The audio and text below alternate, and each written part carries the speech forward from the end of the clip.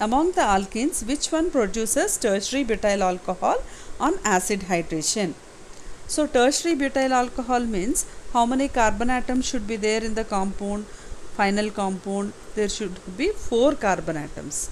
Now in the given compound, option A there are 4 carbons, B 4 carbon atoms, C 4 carbon atoms. But in D we have only 3 carbon atoms, so option D ruled out.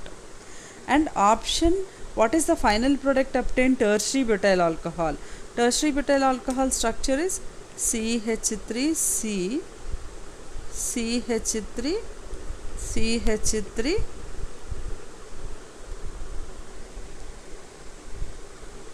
OH. This should be the structure.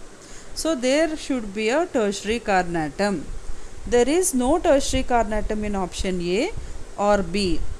So your answer should be option C.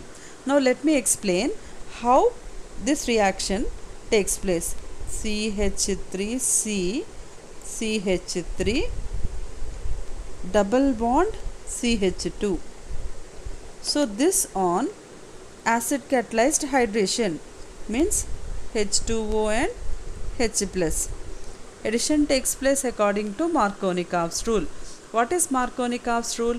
The negative part attacks the carbon atom having less number of hydrogen atoms. The negative part here is OH minus. So OH minus attacks second carbon atom, H attacks first carbon atom. So what will I get?